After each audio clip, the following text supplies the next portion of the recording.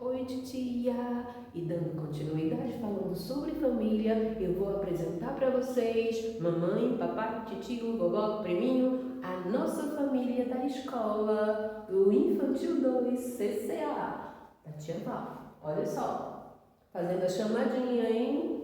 Temos de volta a nossa família porque estava de férias, né? E voltou agora. Antônio!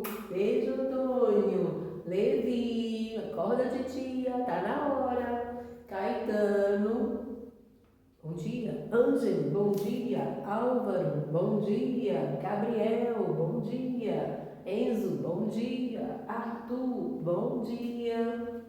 Valentina, oi, titia, bom dia. Maria Fernanda, oi, bom dia.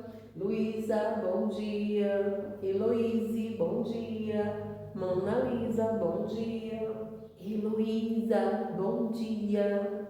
Isis, bom dia, titia. Maria Alicia, bom dia. Maria Estrela, bom dia, bom dia, bom dia para todos e um abraço virtual para vocês. Titia está aqui do outro lado, mas o meu coraçãozinho está aí com vocês. Bom dia, meus amores! Então vamos começar a nossa aulinha agora. Titia vai mostrar as atividades para vocês, tá certo? Vamos lá?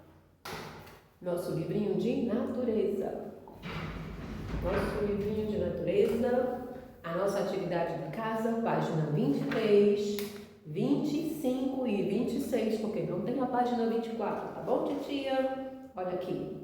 Com a ajuda da mamãe e do papai, tá? Você vai recortar imagens de coisas que você faz em casa, tá certo? Você vai procurar aí num livrinho ou numa revista coisas que você faz em casa e aí você recorta e cola aqui na página 23, tá? Página 23, cola aqui, tá, titia?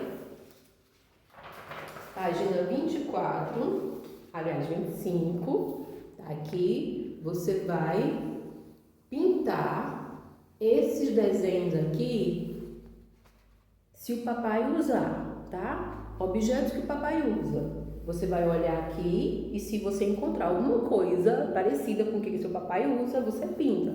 Se tiver tudo aqui que seu papai usa, você também pode pintar tudo, tá bom? Mamãe, aqui na página 26, você vai olhar aqui quais são os objetos que a mamãe usa, tá? E o objeto que parece com que a sua mamãe usa, você pinta. Se todos esses objetos aqui forem iguais aos que sua mamãe usa, você pinta todos, tá? Mamãe usa bolsa, pode pintar. A mamãe tem blusa, saia, chinelo, sapato. A mamãe usa calça, vestido, tá? Então, o que a mamãe usar, você pinta. A mesma coisa que é o papai. O que o papai usar, você pinta, tá certo?